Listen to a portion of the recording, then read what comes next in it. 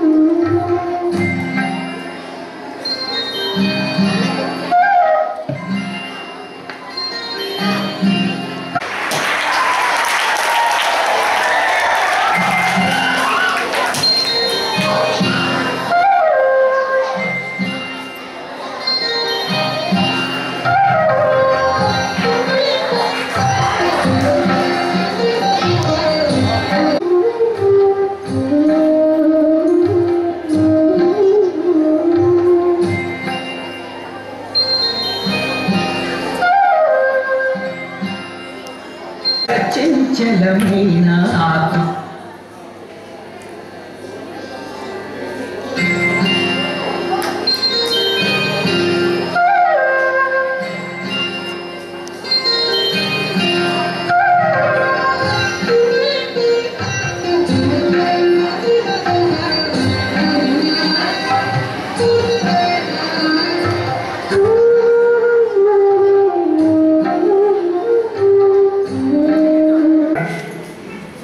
చదువుల తల్లి సావిత్రిబాయి గారి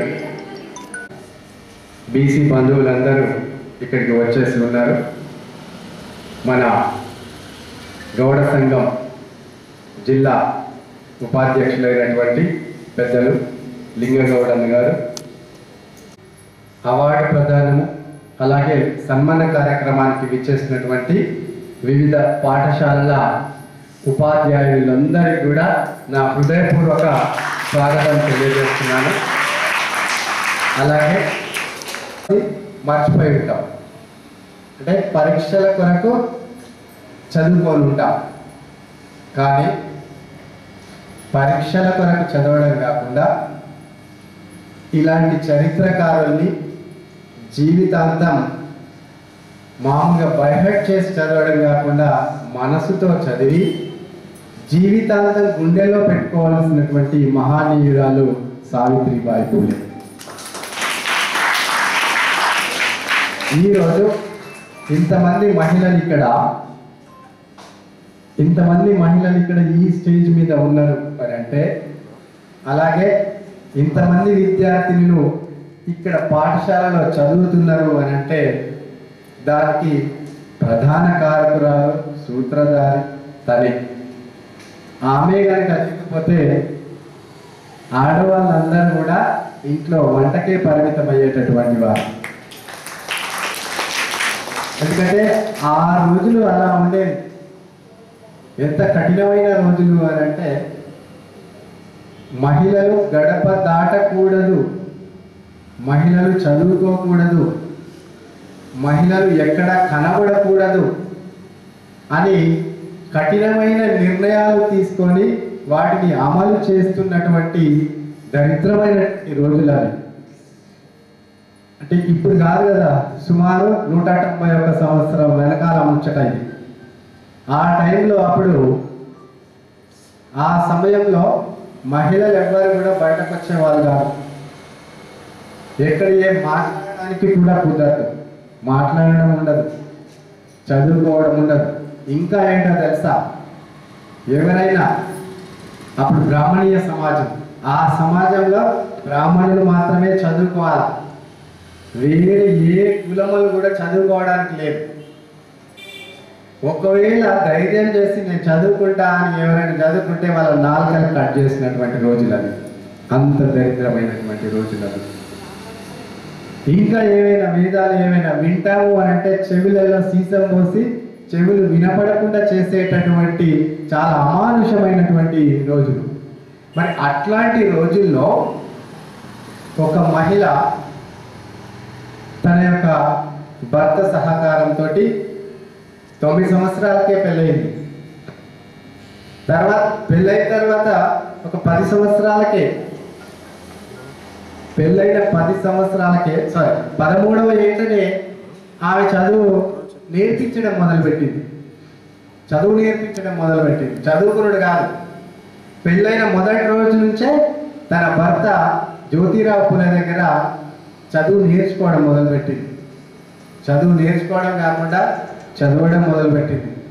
ఆ దంపతుల ఆధ్వర్యంలో సుమారు 50 పైచిలకు పాఠశాలలే ఆరంభించారు. మహిళా పాఠశాల మొట్టమొదటిసారి ఆరంభించినటువంటి ఘనత సావిత్రిబాయి పులే గారికి. దీంతో మీరు విద్యార్థులుగా మీకు ఒకటి తెలవాల్సింది ఏంటి అని అంటే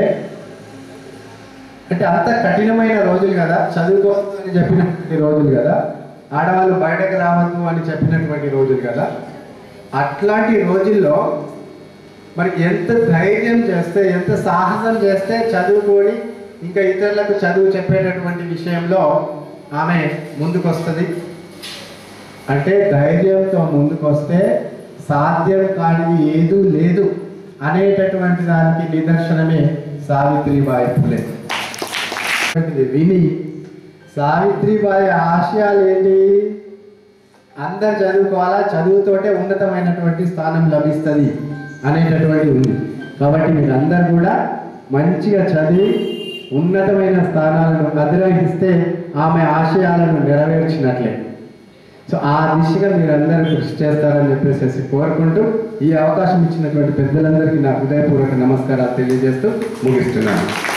జీవితాల్లో అక్షరదారి పొద్దై పొడిసెను చదువుల దండగా మారి, అనగారిన జీవితాల్లో అక్షరదారి పొద్దై పొడిసెను చదువుల దండగా మారి, ఈ దేశపు మొదటి పంతులమ్మగా చేరి మన జీవితాల్లో నింపిందో వెలుగుల దారి. మరువద్దుర సమాజమా మహనీయులను, మరువద్దుర సమాజమా మహనీయులను, పూలే సావిత్రిబాయి త్యాగాలను, అనగారిన జీవితాల్లో అక్షరదారి పొద్దై పొడిసెను చదువుల దండగా మారి, అజ్ఞానం గమ్ముకున్న రోగులను ఆ చీకటిని తీసేసిన మేధస్సును, బలపం పట్టించిన బాధ్యతలను, ఆ సంఖ్యలను తెంపిన జ్ఞాపకాలను, మరువద్దుర సమాజమా మహనీయులను, మరువద్దుర సమాజమా మహనీయులను, వాటినందుకోని శాసించరగన కలమును, అనగారిన జీవితాల్లో అక్షరదారి పొద్దై పొడిసెను చదువుల దండగా మారి. Thank you. ప్రతి ఒక్కరు కూడా 1831 జనవరి 3వ తేదీన మహారాష్ట్రలోని సతారా జిల్లా నైగావ్ అనే చిన్న పల్లెటూరులో జన్మించారు. ఆ కాలంలో బాల్య వివాహాలు జరుగుతుండేవి. అలా మన సావిత్రిబాయి పులేని కూడా 9వ ఏటనే వివాహం చేశారు. ఆ వివాహం అనంతరం అంతకు ముందు ఎలా ఉండేది ఆమె అంటే, వివాహానికి ముందు మీరు ఎలాగైతే చిన్నప్పుడు ఇంటి దగ్గర గెంతులేస్తూ ఆటలాడుతూ అల్లరి చేస్తూ ఉంటారో ఆమె కూడా అలాగే ఉండేది. అలా అల్లరి చేస్తున్నటువంటి ఆవిడని చిన్నప్పుడే పెళ్లి చేసేశారు. అలా పెళ్లి తర్వాత జ్యోతిరావు పులే గారి జీవిత భాగస్వామి అయింది ఆమె. జ్యోతిరావు పులే గారు ఒక యుగాన్ని మార్చేసినటువంటి వ్యక్తిగా చెప్పుకోవచ్చు. ఆమె ఆయన భర్త కాబట్టి ఆయన లాంటి ఆలోచనలే ఆమెలో కూడా మొదలయ్యాయి. అక్షరం మొక్క కూడా రానిటువంటి సావిత్రిబాయి పులేని జ్యోతిరావు పులే గారు అక్షరాలు దిద్దించి, అక్షరమాల నుంచి స్టార్ట్ అయ్యి అక్షరాలు దిద్దించి ఒక మంచి కవయిత్రిగా తీర్చిదిద్దారు జ్యోతిరావు పులే గారు. అలా కవయిత్రి కాకుండా ఆమె అనేక రంగాల్లో కృషి చేశారు. అంతేకాకుండా మొట్టమొదటిసారిగా మొదటి మహిళా పంతులమ్మ ఆమె. అలా పంతులమ్మనే కాకుండా మొదటి పాఠశాలని స్థాపించినటువంటి వ్యక్తులు కూడా వీళ్ళిద్దరే, జ్యోతిరావు పులే, సావిత్రిబాయి పులే గారు. అంతేకాకుండా వాళ్ళు వాళ్ళ జీవిత కాలంలో ఇద్దరు కలిసి 52 పాఠశాలలు స్థాపించారు.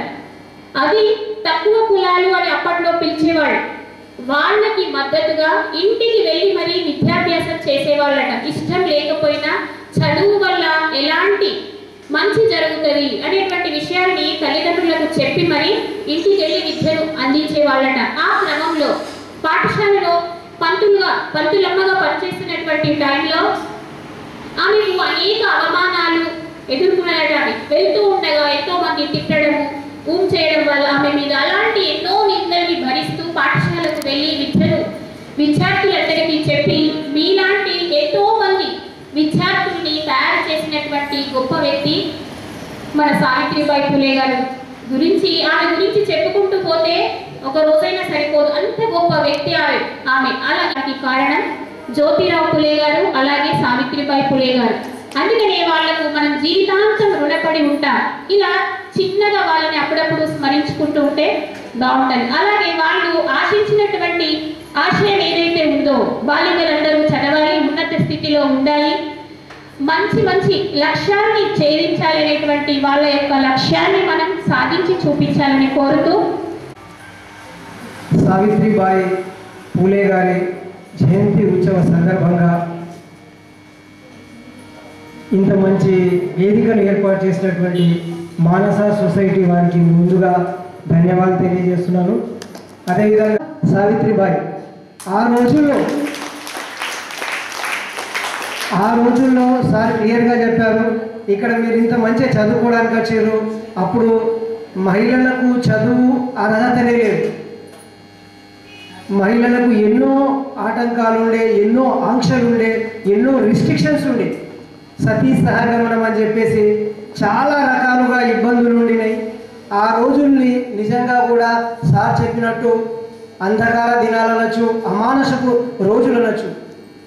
అట్లాంటి రోజుల్లో సావిత్రిబాయి పూలే గారు తన భర్త తోడ్పాటు ఇవ్వడం వల్ల చదువుకొని, నేను ఒక్కదాన్ని చదువుకుంటే సరిపోదు, మహిళలకు ఏదో చేయాలి అన్న ఉద్దేశంతో మహిళల యొక్క హక్కుల కోసం, మహిళల యొక్క ఏవైతే నిర్బంధంలో ఉన్నో వాటి నుంచి బయటకు రావాలంటే తప్పకుండా విద్య ఉండాలన్న చెప్పే ఉద్దేశంతో తను నేర్చుకున్న విద్యను అందరికీ అందించడం ప్రారంభించింది ఆ మహానీయురాలు సావిత్రిబాయి పూలే గారు.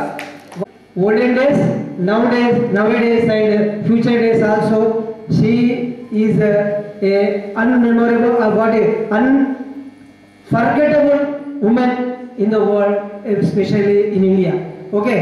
The Manasa Society and Manasa Ganesha for the conduct of great program. In my view, I will say the greatest program in Indian culture as the birth anniversary of Savitribai Phule birthday celebrations. Now, being a woman, and being a girl child, we all are enjoying this much of freedom. Educational freedom, social freedom, and economical freedom. Not only especially a first woman teacher, Savitri Bai Phule. Let us try to understand about her life and for what she fought for and what she gave her, which we are seeing this much of life, especially woman life. She born on 3rd January 1831 in Sathara, which was far away 50 kilometers from Pune. She was married very early at the age of 9, like you all who are age of 9. At the age of 9 we don't know anything else. But in those days, child marriages are very common. And fortunately, this was not the fortunate of Savitri Bai Phule, this was the fortunate of all women who born in India. Now we are enjoying freedom. Married Jyotirao Phule. At the age of her marriage, she is an illiterate. But when she married Jyotirao Phule, he has taken the stepping stone to educate the Savitri Bai Phule. And at the home itself, she educated primary school. She has completed her basic education and started learning many things. And not only with the primary education, she was not stopped her education. She was very much enthusiastic towards the education. And Jyotirao Phule has encouraged her much. And he sent her for the training course, which was established in American missionary in the Pune in the year of 1948, which was far away 50 kilometers far. And she has completed 2 training courses. And she got an idea, not only the education of myself, the educating the woman, educating the girl child is also much important thing in the society. And she got an idea, it is better to educate all. And also she has faced so many kinds of social restrictions in the society. In those days, not only the restrictions, but also she has faced so many kinds of hurdles. Social awares. They are not the hurdles, they are social awares. They are discrimination towards caste, discrimination towards gender. The casteism, upper casteism was there, that was established in many hurdles, and girls have not an opportunity to educate and at least to enroll in the schools in those days. Time, Jyotirao Phule's father spoke to him as to leave their house.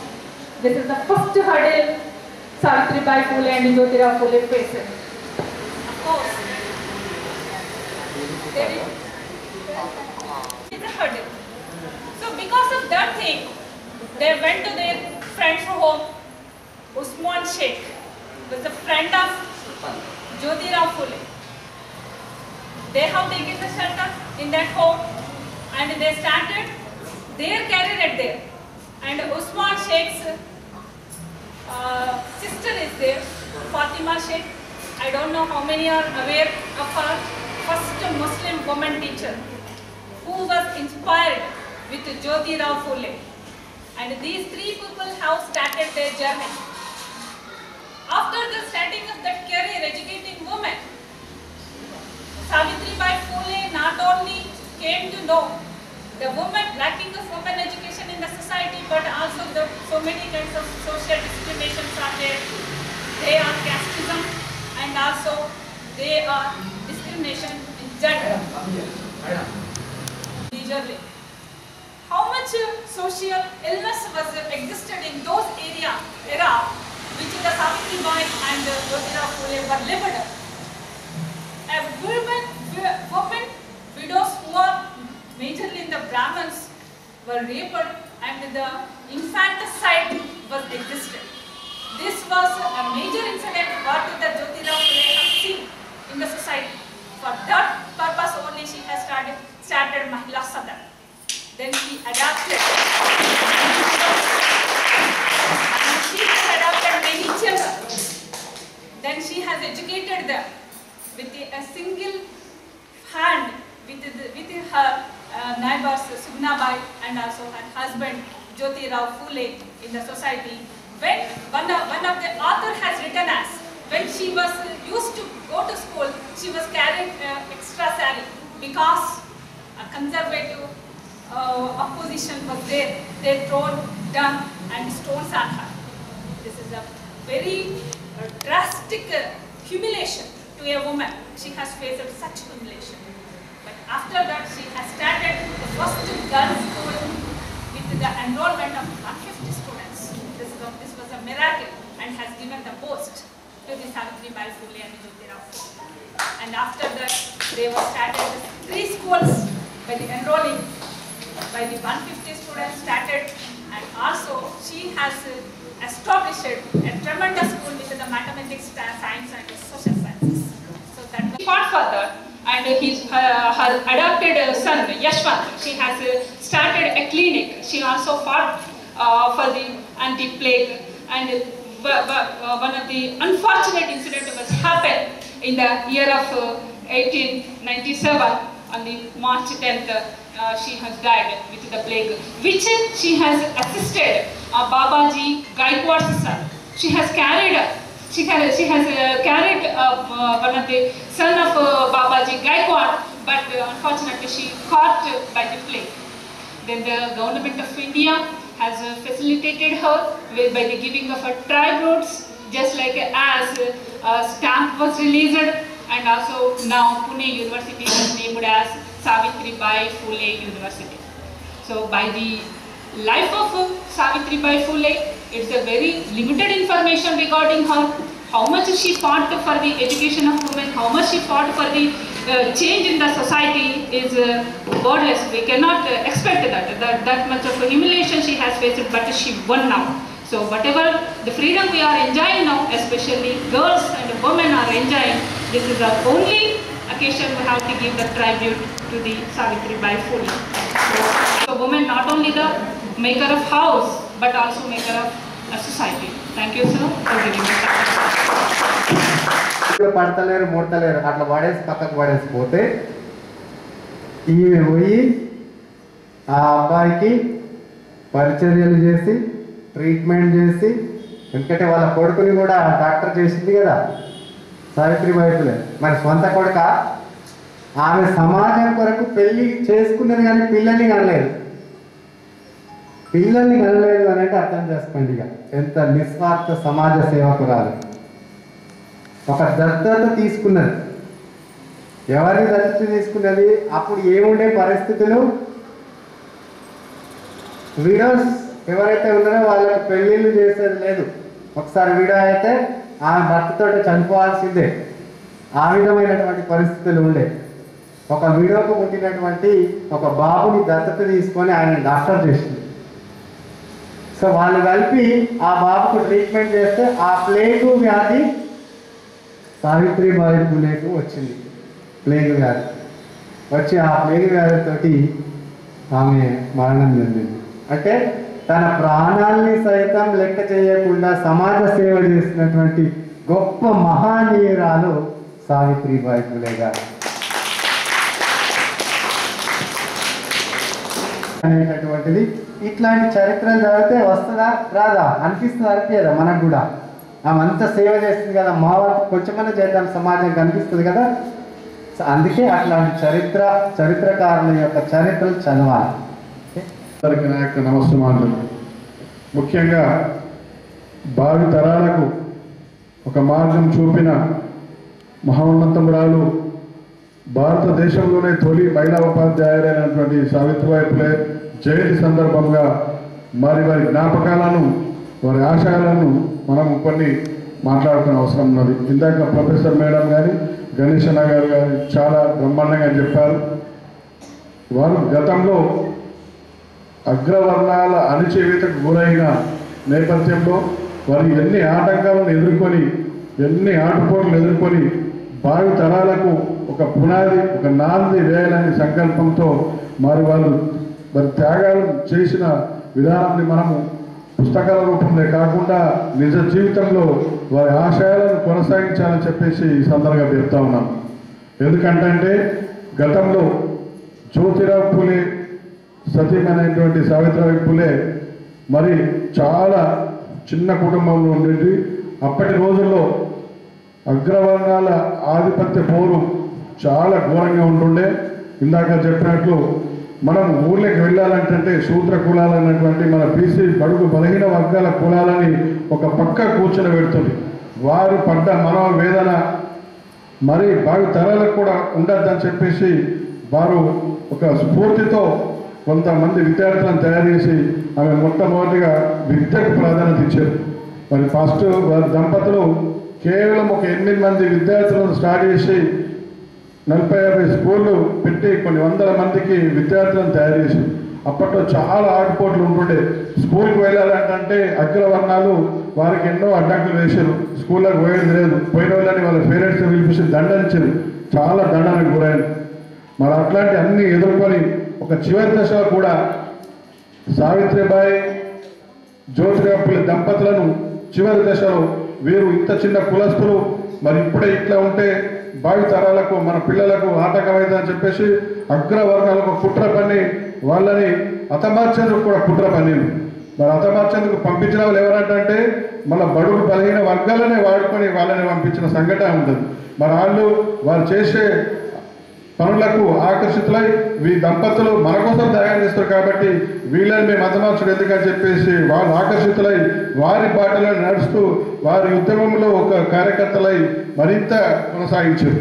మరి పిల్లలకు చెప్పేది ఏంటంటే మీరు వాళ్ళ ఆశయాలను కొనసాగించాలి. ప్రతి ఒక్క అణువున మనం ఏంటి, మన తరాలు ఏముండే అని చెప్పి ప్రతి ఒక్కరు గుర్తుంచుకోవాల్సిన అవసరం ఉంటుంది. ఎందుకంటే మనం చూస్తూ ఉన్నాం, మన తల్లిదండ్రులు చూస్తూ ఉన్నాం, మనం ఎప్పుడు అంగవర్గ వాళ్ళే ఉంటాం. ప్రతి గ్రామాల నుంచి వచ్చిన వాళ్ళు ఉంటాం కాబట్టి ఒక చిల్లర కులాలకు సంఘటన ఇప్పటికి కూడా ఒక చిల్లర కులాల మాదిరిగా చూస్తారు కానీ ఒక సమసామూలంలో చూస్తలేదు. మరి అట్లాంటివన్నీ దృష్టిలో పెట్టుకొని మీరు ప్రతి విషయంలో ముందు ఉండాలా. ఎందుకంటే మహిళలే మొట్టమొదటి స్థానంలో ఉన్నారు. ఇప్పుడు 50% కాదు, టోటల్ అన్ని రంగాల్లో మీరు ముందు ఉండాల్సిన ఆవశ్యకత ఉన్నది. ఎందుకంటే గణేష్ గారు ఇప్పుడు చెప్తా ఉన్నారు, మరి మీ పాఠశాల నుంచి మంచి ఉన్నత పదవులకు పొంది మరి ఇక్కడికే మీరు ఒక చీఫ్ గెస్ట్గా వస్తే మా గణేష్ గారు సంతోషము, మా సంతోషం ఇంత అంత కాదు. అట్లా కృషి పట్టుదల ఖచ్చితంగా ఉండాలా. ఎందుకంటే కళల్ని సాకారం చేసుకోవాలని మన అబ్దుల్ కలాం గారు చెప్తా ఉంటారు. మరి మీరు కళలు ఎట్లా ఉండాలంటే చాలా బ్రహ్మాండంగా ఉండాలి. భావి తరాలకు కూడా ఒక ధీటుగా ఉండాలి. అగ్రవర్ణాలు కాదు, ఒక అటో కూతురు ఎంబీబీఎస్ మొట్టమొదటి ర్యాంక్ కొట్టే ఘనత మీకు అందరికీ తెలిసిన విషయమే. అట్లాంటిది చదువుని దేనితో కొనలేదు. చదువు పట్ల ఉన్నత చదువు చదివి మంచి ఉన్నత అధికారులుగా తీర్చిదిద్దాలని కోరిక ఉంది. మరి భవిష్యత్తులో కులాల వారిగా కూడా నాయకులు ఉన్నారు కాబట్టి చెప్తా ఉన్నాను, బీసీ నాయకులు ఒక వేదిక మీదకి వచ్చేసి చాలామంది ఇప్పటికి కూడా అణచివేతకు గురవుతున్నాం. ప్రతి చిల్లర విలేజ్ అయితే మనం అందరం చెప్తా ఉంటాం, ఇప్పటికీ ఆధిపత్య పూర్తి నడుస్తూనే ఉన్నది. మరి దానికి అంతం ఉండదా అని చెప్పేసి మనం వేదికగా పెద్దలకు చెప్తా ఉన్నాను. ఎందుకంటే ప్రతిదీ మన కులము. ఎందుకంటే అప్పట్లోనే వాళ్ళు బీసీ వర్గాలు అత్యున్నత పూర్లో ఉండాలని చెప్పేసి మనం పట్టించు కాబట్టి మనం కూడా మంచి మార్గంలో ఉండాలని చెప్పేసి బీసీలు అందరూ ఏకదాటిగా ఉండి గణేష్ అన్న ఇంత శ్రద్ధతో ప్రతి కులస్తులను వేదిక మీదకి పిలిచి ఒక దాడిగా తీసుకొచ్చింది కాబట్టి ఈ స్ఫూర్తి ఇంకా ముందుండాలా. ఎందుకంటే మనం బీసీలను ఐక్యంగా ఉంటే ఏదైనా సాధించవచ్చు, రంగంలో మనం ముందుండొచ్చు అని చెప్తా ఉన్నాము. ఎందుకంటే సావిత్రిబాయి పూలే అమ్మగారు ఆమె జన్మదిన శుభాకాంక్షలు అందరికీ తెలియజేస్తున్నాను. ఆమె పూర్తితో ఒక పాట. ఇన్నేళ్ళమ్మ శోకానాయి చీకటి వేకువరాలమ్మ వేదన తీరాలమ్మ ఎన్నాళ్ళమ్మ ఎన్నేళ్ళమ్మ శోకానాయి చీకటి వేకువరాలమ్మ వేదన తీరాలమ్మ. ఓ చిట్టమ్మ చిన్నమ్మ సీతమ్మ సీతమ్మ నా మాట వింటారా? ఓ చిన్నారి పొన్నారి సింగారి బంగారు నా పాట వింటారా? బడ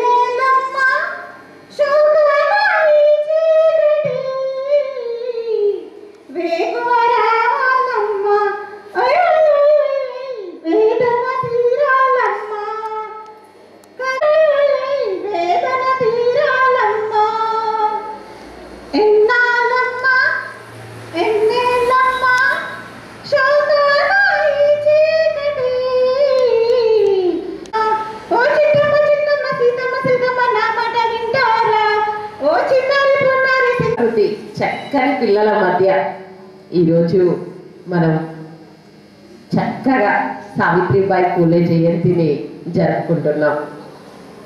193వ జయంతి ఉత్సవాల దాకా మనం వచ్చామంటే ఎన్నేళ్ళు? దాదాపు 200 సంవత్సరాలు, అవునా? ఈ కార్యక్రమాన్ని నిజామాబాద్ జిల్లా బీసీ ఐక్య వేదిక ఆధ్వర్యంలో జరగడం ఇంకా ఆనందంగా ఉంది. మానస గణేష్ అన్న, నువ్వు నాకు చాలా తెలుసు, ఇప్పుడు నాకు బాగా గుర్తొస్తుంది. ఆర్మూర్లో ఒకసారి హరిత రచయితల సంఘం వారు ఏర్పాటు చేసినటువంటి మహాసభలకి మీరు వచ్చారు. అప్పుడు మీరే మమ్మల్ని ఆర్మూర్కి సాదరంగా ఆహ్వానించారు. ఆ రోజు అవార్డు ఫంక్షన్ చాలా ఘనంగా జరిగింది. అన్న, మీ సొసైటీ కానీ, అదేవిధంగా మీరు చేస్తున్న కార్యక్రమాలు కానీ, మీ నాయకత్వ దీక్ష కానీ, మీ అభ్యుదయ పంథా కానీ నిజంగా మాలాంటి వాళ్ళకి చాలా ఆదర్శంగా నిలుస్తుందన్న.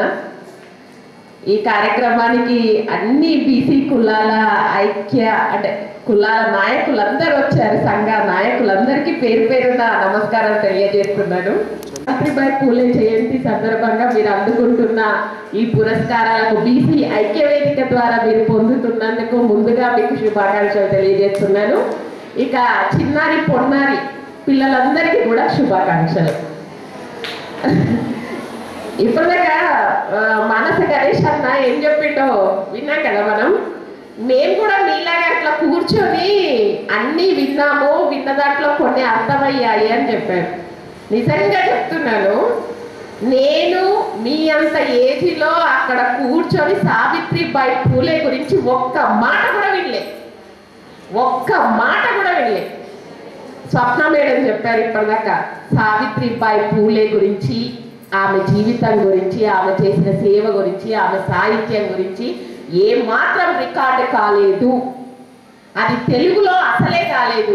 మహారాష్ట్రలో పుట్టింది కాబట్టి అది కూడా, ఎందుకంటే ఆనాటి కాలం పీష్వా కాలం, పీష్వా రాజులు పరిపాలన చేస్తూ సంస్థానాధీశులు వాళ్ళు రాజ్య సంస్థానాధీశులుగా పరిపాలన చేస్తున్న కాలంలో ఒక అట్టడుగు బడుగు బలహీన వర్గాల నుంచి వచ్చిన ఒక మహిళ గురించి ఎవరైనా రాస్తారా? ఎవరైనా ఇప్పుడు మీకు పుస్తకాలలో సావిత్రిబాయి ఉందేమో కానీ మేము చదువుకునేటప్పుడు సావిత్రిబాయి పూలే లేదు అన్న. నిజంగా చెప్తున్నా, అస్తిత్వవాదాలు వచ్చిన తర్వాతనే ఇప్పుడు ఈ మన రాతను మనం రాసుకుంటున్నాం, మన బతుకును మనం వెతుక్కుంటున్నాం, మన అస్తిత్వాన్ని, మన మూలాన్ని మనం రాసుకుంటున్నాం. ఇది అస్తిత్వ ఉద్యమాల ద్వారా వచ్చినటువంటి ఒక గొప్ప మార్పు. ఒకరు అంటారు, వేటకు వెళ్తే సింహము వేటగాడు ఉంటాడు. సింహాన్ని వేటాడిన వాడు రాసుకుంటే తనదేమి చేయమని అనుకుంటాడు. కానీ సింహం తన చరిత్ర తాను రాసుకుంటేనే అక్కడ సింహం చరిత్ర తెలుస్తుంది. కాబట్టి మన చరిత్ర మనం రాసుకుంటేనే ఇట్లాంటి ఎందరో నాయకులు ఈనాడు మనకు కనిపిస్తారు. సావిత్రిబాయి పూలే గురించి చెప్పుకోవాలి అంటే జ్యోతిరావు పూలే గురించి చెప్పుకోవాలి. బడుగు బలహీన వర్గాల ఆశాజ్యోతి. పురుషుడు చదువుకుంటే అది కేవలం పురుషునికి మాత్రమే సొంతం అవుతుంది.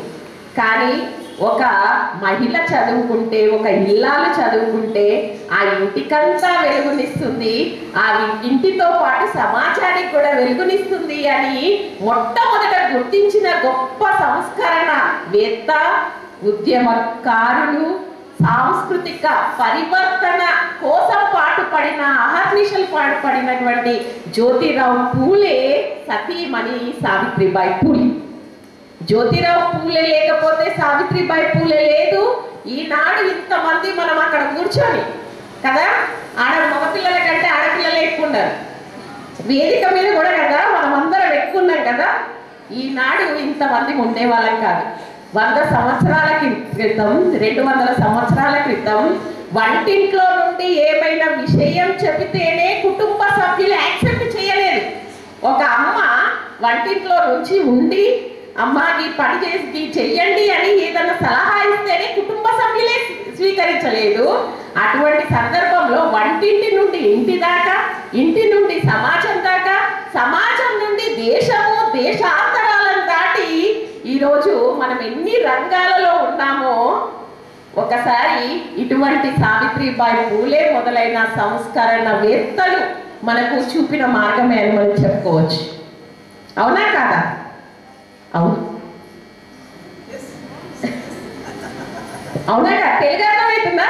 మేడం చెప్పింది బాగా అర్థం కావచ్చు. ఎందుకంటే ఇంగ్లీష్ నేను ఎందుకంటే తెలుగు టీచర్ని కాబట్టి తెలుగు మేడం ఇప్పటిదాకా మీకు బాగా పాటలు పాడింది. ఎంత మధురంగా మేడం పాడారు, ఆ మేడం కూడా పాడారు, వేరే స్కూల్ నుంచి వచ్చిన మేడం కూడా పాడారు. చక్కని పాటలతో సావిత్రిబాయి జీవిత విశేషాలతో మంచి కార్యక్రమము ఈరోజు జరుగుతున్నందుకు ఆనందంగా ఉంది. చాలా చాలా ఆనందంగా ఉంది.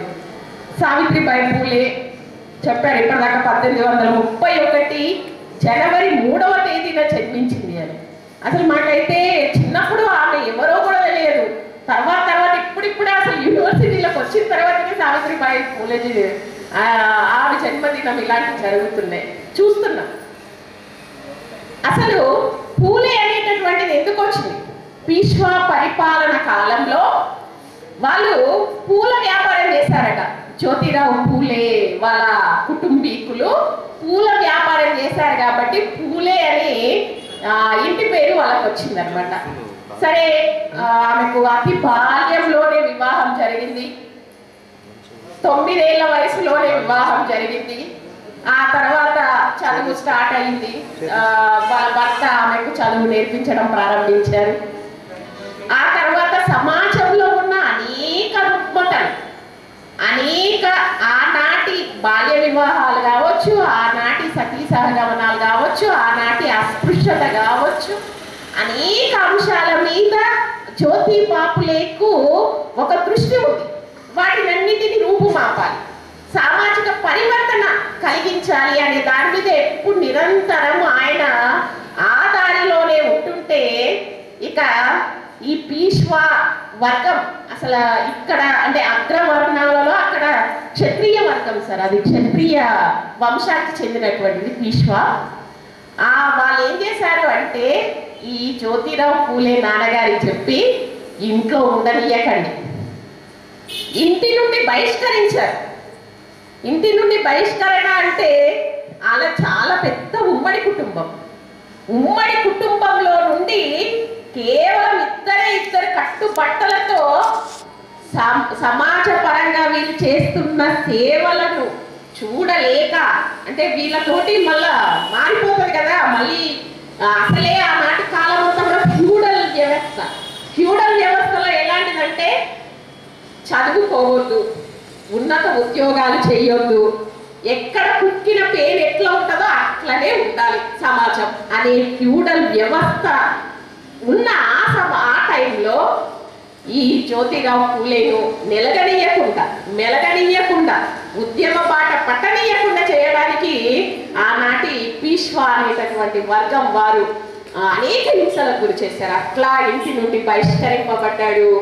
ఏదో ఒక చిన్న ఇల్లు తీసుకొని కేవలం జ్యోతిరావు పూలే, సావిత్రిబాయి పూలే మాత్రమే ఉన్నారు. వాళ్ళకు పిల్లల మీద ధ్యాస లేదు. వాళ్ళకు సమాజమే కుటుంబం. సమాజం ఇంత అణగారిపోయిన సమాజం ఉన్నప్పుడు వాళ్ళకు ఒక కుటుంబం ఉండాలి, మాకంటూ ఒక స్వార్థం ఉండాలి అనేది ఎప్పుడు వారు చూసుకోలేదు. సమాజం కోసమే పోరాడారు. అందుకే మొట్టమొదట స్త్రీ విద్య కావాలి. సావిత్రిబాయి కథ ఎక్కడ తీసుకొని ఎక్కడ ముగింపు చేసినా చుట్టూ తిరిగేది స్త్రీ విద్య. స్త్రీ చదువుకుంటే లోకం బాగుపడుతుంది. ఆనాటి కాలంలో మహిళ మీద ఉన్నటువంటి ఒక చిన్న చూపు ఇప్పటికీ చాలా వరకు మనం చూస్తూనే ఉన్నాం. అనేక మహిళల మీద దాడులు, అమ్మాయి పుట్టిందంటేనే శోకాలు, రాగాలు చూస్తారు మీరు సీరియల్స్ లో చూస్తారు. ఎందుకంటే సీరియల్స్ లో అత్త వీళ్ళనే, కోడలు వీళ్ళనే, వాళ్ళ పుట్టిన అమ్మాయిలను కూడా వీళ్ళని చూపిస్తారు. కాబట్టి అట్లా అమ్మాయి పుట్టిందంటే చాలు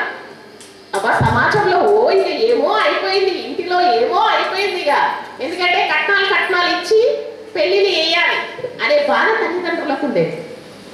కానీ ఒక సైమన్ డి బోవెర్ అనే ఒక ఫెమినిస్ట్, ఆమె జర్మన్ ఫెమినిస్ట్, ఆమె ద సెకండ్ సెక్స్ అనే గ్రంథం రాస్తుంది. సెకండ్ సెక్స్ అంటే, ఫస్ట్ సెక్స్ అంటే పురుషులు తెలుసు కదా, మీరు ఫామ్ నింపుతారా, నింపినప్పుడు మేల్ ఫీమేల్ అని ఉంటుంది. ఫస్ట్ సెక్స్ అంటే మేల్, సెకండ్ సెక్స్ అంటే ఫీమేల్.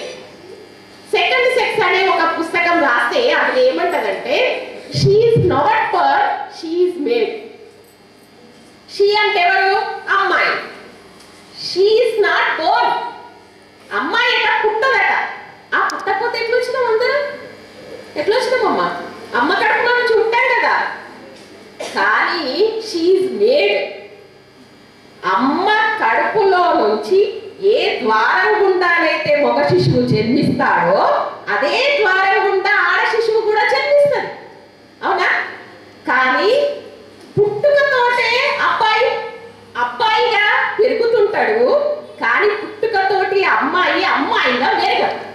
అమ్మాయిగా పుట్టుకతో పిలువబడదు, పెంచబడుతుంది. ఎట్లా పెంచబడుతుంది? వస్త్రధారణలో వేరు. మనము జడలు వెంట్రుకలు బాగా పెంచుకోవాలి, జడలు వేసుకోవాలి, అవునా, బొట్టు పెట్టుకోవాలి, గాజులు వేసుకోవాలి. మొత్తం ఆచార వ్యవహారాల్లో, వస్త్రధారణలో, నీతి నియమాలలో కూడా మనమందరం వేరుగా పెంచబడతాం అన్నమాట. అందుకే ఆమెన్నది Simone de Beauvoir, she's not born, ఆమె పుట్టలేదు, ఆమె పెంచబడింది. షీఈస్ మేడ్, తయారు చేయబడ్డది. అటువంటి సందర్భంలో ఇంకా అలాంటి భావజాలంలోనే ఉన్నటువంటి ఇంకా ఈనాటి కాలంలో 200 సంవత్సరాల క్రితం ఎట్లా ఉంటారు? స్త్రీకి విద్య అవసరం లేదు అన్న దానికి జ్యోతిరావు పూలే ఆమెకు చదువు చెప్పించి 1848లో ఒక పాఠశాలను కట్టించి, పాఠశాలలో పిల్లలకు చదువు చెప్పించడానికి మేము పంపిస్తే ఎన్నో అవమానాలు సార్ చెప్పారు ఇప్పటిదాకా. ఆమె తన బ్యాగులో, నీకు ఇది తెలుసు బాగా, ఆమె బ్యాగులో ఒక చీర పెట్టుకొని పోయేది.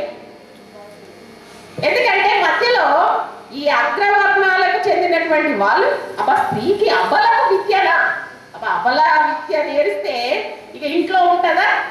ఉంటారు, చదువుకుంటాం, స్టేజ్ల మీద ఉంటాం అనమాట మనం. కాబట్టి అలాంటి సమాజం రావద్దు అని వాళ్ళు అనుకొని ఆమె మీద పేడ చల్లడం, బురద చల్లడం అలాంటివన్నీ చేసేవాళ్ళు. కానీ అవన్నీ తట్టుకొని ఆమె స్కూల్ దగ్గరకు పోయి మళ్ళీ చీర మార్చుకొని విద్యా బుద్ధులు చెప్పి మళ్ళీ ఆ పేడ చల్లిన చీరనే కట్టుకొని, ఎందుకంటే మళ్ళీ వస్తున్నప్పుడు అదే మళ్ళీ చల్లడమే ఉంటుంది. కాబట్టి అనేక విధాలుగా ఆమెను హింసించడం, అవమానించడం ఇలా చేస్తుంటే ఒకసారి తట్టుకోలేక ఒక యువకుడి చెంప మీద ఏం చేసిందట, కొట్టింది. మంచి చెప్పుకోవాలి మనం, చాలా గట్టిగా కదా, ఇట్లా ఉంటుంది. అలాంటి సందర్భాలలో ఆమె పాఠశాలను నడిపింది. దాదాపు వాళ్ళ జీవిత కాలంలో 52 పాఠశాలలను ఆమె ఏర్పాటు చేసి స్త్రీలకు విద్య కోసం ఎంతో పాటుపడ్డది. దానికి ఎంతో మంది సహకరించారు. బీసీ వర్గానికి చెందినటువంటి వాళ్ళు అని మనం గొప్పగా చెప్పుకోవాల్సిన అవసరం ఈ స్టేజ్ మీద ఉంది. ఎందుకంటే ఐక్యవేదిక కాబట్టి. పూలేకు కూడా నిజామాబాద్కి సంబంధం ఉంది కాబట్టి ఈరోజు ఇంత పెద్ద ఎత్తున మనం ఘనంగా జయంతి జరుపుకుంటున్నాం. అలా ఆమెకు ఆ పాఠశాల కానీ సత్యశోధక్ సమాజ్ స్థాపించిన తర్వాత జ్యోతిరావు పూలే వారికి అనేక వర్గాల నుంచి సహాయం చేశారు. ఇప్పటిదాకా మేడం చెప్పింది, సుగుణాబాయి గారు కావచ్చు, ముస్లిం వర్గాలకు చెందిన వాళ్ళు కావచ్చు, కొంతమంది అగ్రవర్ణాలకు చెందిన వాళ్ళు కూడా వీళ్ళకి సహాయం చేశారు. అట్లాగే ముఖ్యంగా మహిళల అభ్యున్నతి కోసం ఆమె మహిళా మండలిని కూడా స్థాపించింది. ఎందుకమ్మా? ఎందుకంటే ఆనాడు చిన్న బాల్య వివాహాలు, మన దగ్గర అయితే కన్యాశుల్కం ఉంటుంది, మీకు గురజాడ పాఠం ఉండి ఉండొచ్చు. పూర్ణమ్మ, కన్యక ఈ పాఠాలు ఉన్నాయా తెలుగులో? చిన్న పిల్లలకే పెళ్లి చేస్తారు. పెళ్లి చేస్తే బాగానే ఉంటుంది, ఓకే. కానీ ఎవరికి ఇచ్చి చేసేవాళ్ళు?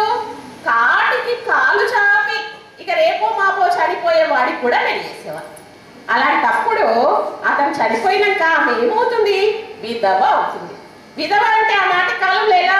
ఇక మళ్ళీ పెళ్లి చేసుకోవద్దు, గుండు కొట్టించుకోవాలి, తెల్ల చీర కట్టుకోవాలి, ఎందుకంటే నిరలంకారంగా ఉండాలి, అలంకారంతో ఉండకూడదు. అటువంటి సమాజము, అటువంటి నేపథ్యంలో ఆమె ఈ వాళ్ళ వితంతువులైనటువంటి వాళ్ళ కోసం సపరేట్ గా ఒక మహిళా మండలిని కూడా స్థాపించింది, మహిళా సదన్ ఏర్పాటు చేసింది. అందులో వాళ్ళకందరికీ పునరావాసం కలిగించింది. అబ్బాయిలు వింటున్నారా? అంటే అమ్మాయిలను చూసుకుని చెప్తుంది మేడం కదా. పునరావాసం కలిగించి ఇంకా అనేక కుట్లు, అల్లికలు, అప్పడాలు చేయడం చేసేది అమ్మ. అప్పడాలు వాటిని అన్నిటి కూడా నేర్పించింది. ఎందుకంటే ఈనాటి కాలంలో నిజంగా చెప్తున్నానన్నా, సమాజంలో చాలా మధ్య తరగతి కుటుంబాలకు చెందినటువంటి వాళ్ళలో ప్రతి మహిళ కూడా పనిచేసి బతుకుతుంది, పనిచేసి ఇంటిని నడుపుతుంది. దారిద్ర్య రేఖకు దిగువలో ఉన్న కుటుంబాలన్నింటిలో కూడా మహిళ తన స్వయం శక్తితోని, అంటే డ్వాక్రా గ్రూపులు ఉన్నాయి, ప్రభుత్వం ప్రోత్సాహకాలు ఇస్తూ ఉండొచ్చు, కానీ ఏదో ఒక పని చేసుకొని బతుకుతున్న స్త్రీలు కనిపిస్తున్నారు. ఆనాడు సావిత్రిబాయి పూలే కూడా తన సదన్లో వాళ్ళకి అన్ని నేర్పించి వాళ్ళు స్వయంగా జీవించే శక్తిని, అంటే ఆర్థిక స్వావలంబనం కలిగించే విధంగా వాళ్ళను ప్రోత్సహించింది.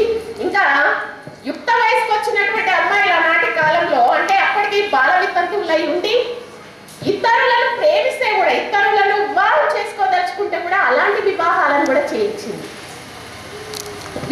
వెళ్దాం, అందరు కూడా మంచిగా చదువుకొని ఉన్నతమైన ఉద్యోగాలు సాధించి మీరందరూ అన్నారు కదా సార్, ఈ స్టేజ్లో మీరు అతిథులుగా రావాలని నేను కూడా కోరుకుంటున్నాను.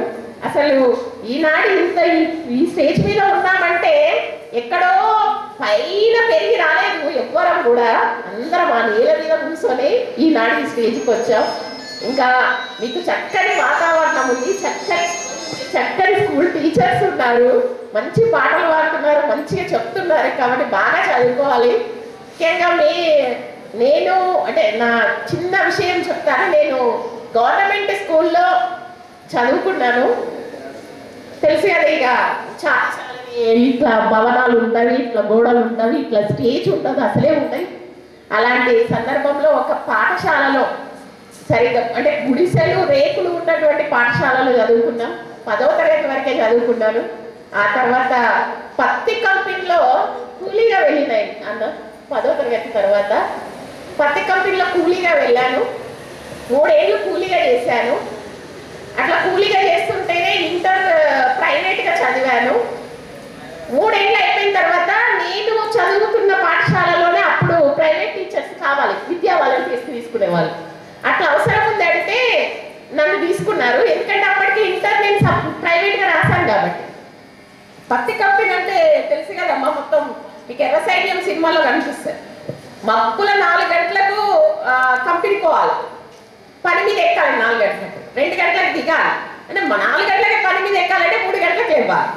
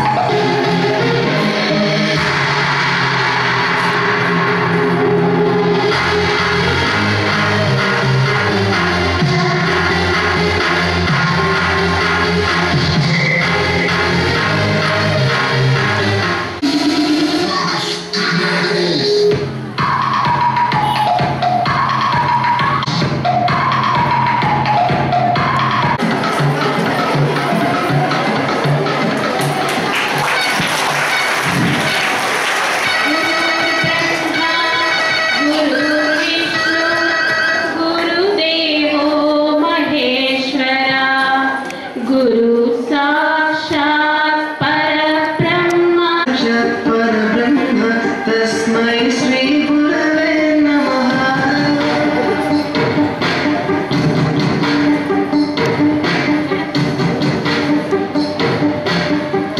నరేంద్ర పాఠశాల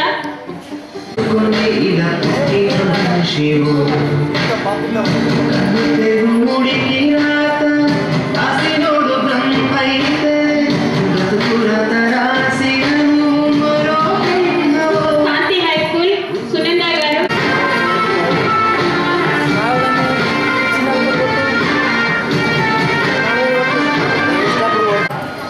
గమ్యము చేరే దారి తెలియని నవనాటి మాసికిని నడిసావు. ప్రైవేట్ స్కూల్లో పనిచేస్తున్నటువంటి ఉపాధ్యాయులను, ఉత్తమ మహిళ మా హృదయపూర్వక నమస్కారాలు తెలుపుతున్నాము. మేము కూడా గవర్నమెంట్ టీచర్స్కి ఉత్తమ ఉపాధ్యాయులుగా సన్మాన కార్యక్రమాలు టీవీలను తీర్చినటువంటి మానస గణేష్ గారికి మా హృదయపూర్వక అభినందనలు తెలిపే. శ్రీ భాషిత స్కూల్ ప్రియాంక గారు. అనగారిన జీవితాల్లో అక్షరదారి పొద్దై పొడిసెను చదువుల జెండగా మారి ఈ దేశపు మొదటి పంతులమ్మగా చేరి మన జీవితాల్లో నింపిందో వెలుగుల దారి. మరువద్దుర సమాజమా మహనీయులను, మరువద్దుర సమాజమా మహనీయులను, పూలే సావిత్రిబాయి త్యాగాలను. అనగారిన జీవితాల్లో అక్షరదారి పొద్దై పొడిసెను చదువుల జెండగా మారి ఈ దేశపు మొదటి పంతులమ్మగా చేరి మన జీవితాల్లో నింపిందో వెలుగుల దారి.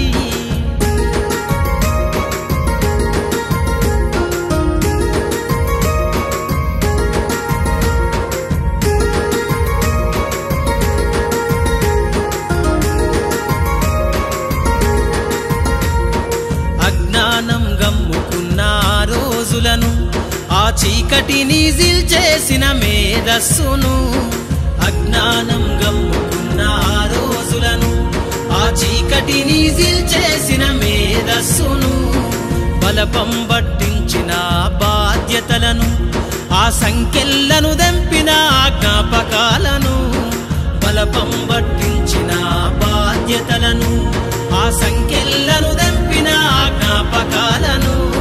మరువద్దుర సమాజమా మహనీయులను, మరువద్దుర సమాజమా మహనీయులను, వాటినందుకోని శాసించర గగన తలమును.